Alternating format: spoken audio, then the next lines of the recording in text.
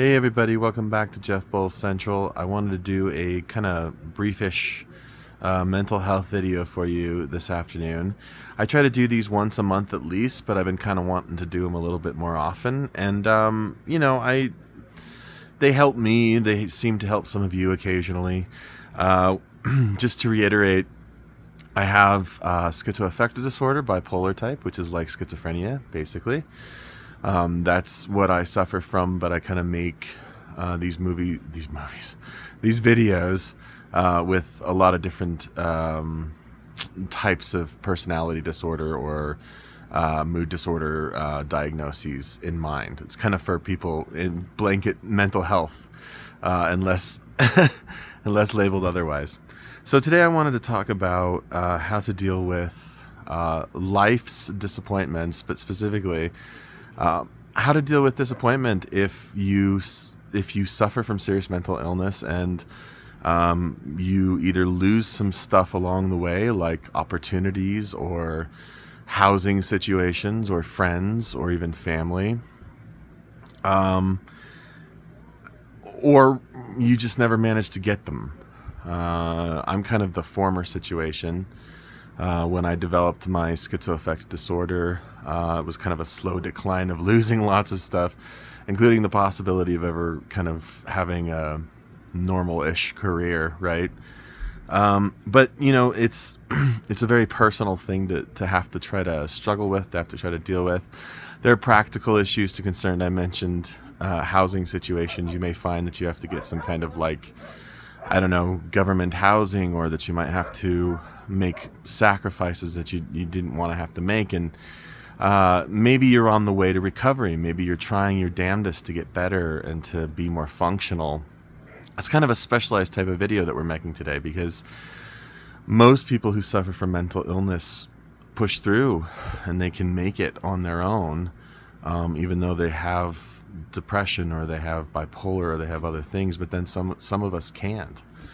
Some of us are kind of sidelined from life. So other than the practical things, I want to talk about the emotional things, about what it feels like to lose that kind of thing and how you can maybe try to mitigate the effects of that on your mood, on your psyche, on your personality. Because I used to feel like a lot more confident as a person. I used to feel a lot more in control. I used to feel like I had more agency than I feel I do, rather than just kind of being like a leaf tossed around by the wind. You know what I mean?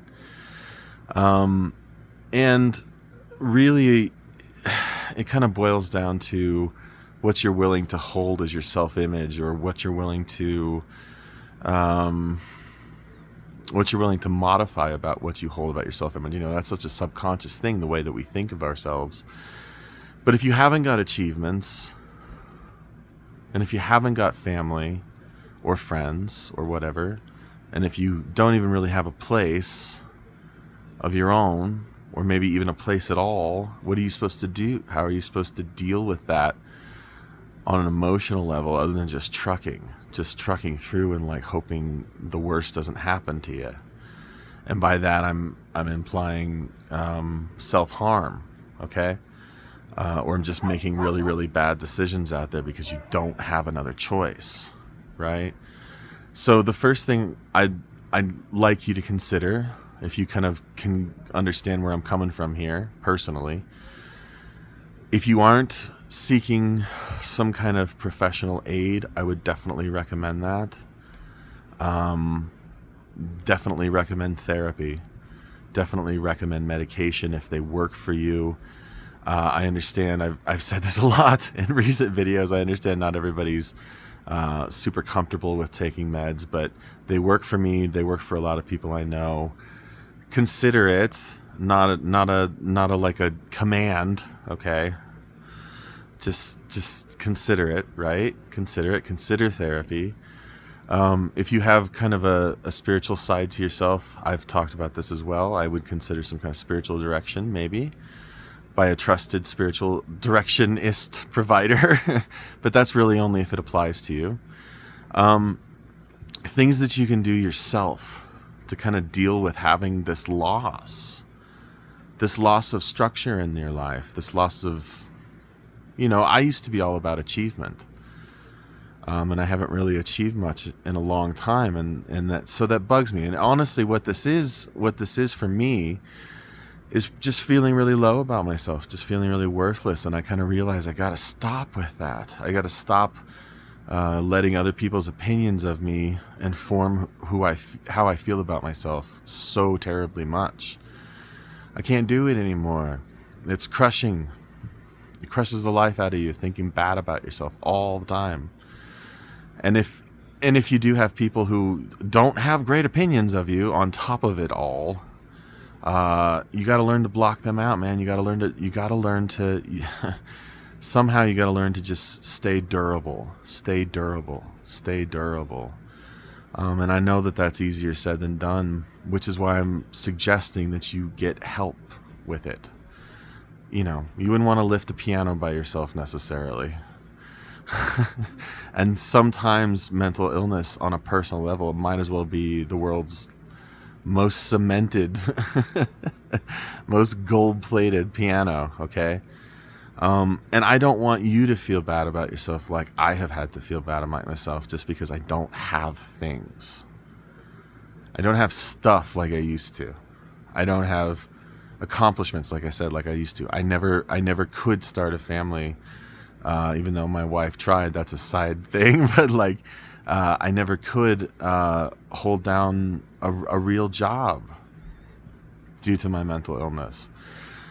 So it's not a bemoaning thing then at that point. It's more of getting pleasure out of your own tormenting yourself. Why are you doing it? You've got to stay strong. You've got to stay strong. You have to. You've got to fight through it.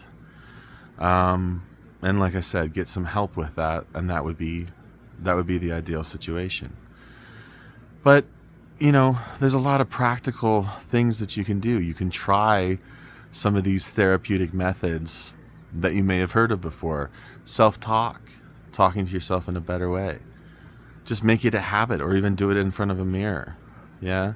You can try grounding things to try to get yourself back in the moment. There's a lot of things that you can try to cut off the flow of pain as it arises. But really, this comes down to this. And I don't want to trigger anybody, but really think about it. Do you want to thrive? Or do you just want to get by? Or do you not want to make it at all? Do you want to thrive? Do you want to thrive in whatever that means to you? And I'm not a very possession-driven guy anymore. I'm actually not super interested in accruing much at this point. I just want to thrive. I just want to feel good. I want to go out my door and go for a walk and smell the roses. Yeah, I want to be able to be in social situations like I used to be a long time ago without struggling. And it's going to be a fight. And that's what I'm saying. You have to, you can't give up. You can't give up. Don't give up. Don't give up. Okay? Okay.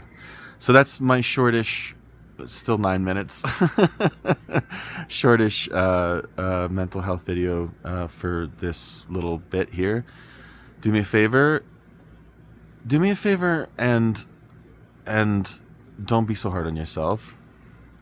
First of all, do me a favor and be well as you can be until I pop on your screen again here and give you more advice you didn't ask for.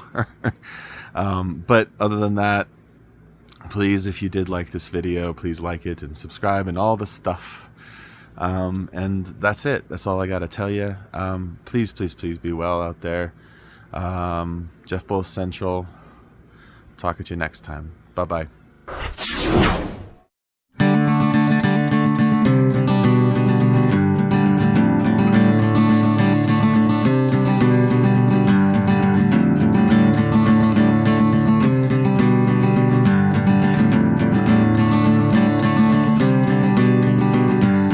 I know you know me, running around, low and I'm meant to be. sort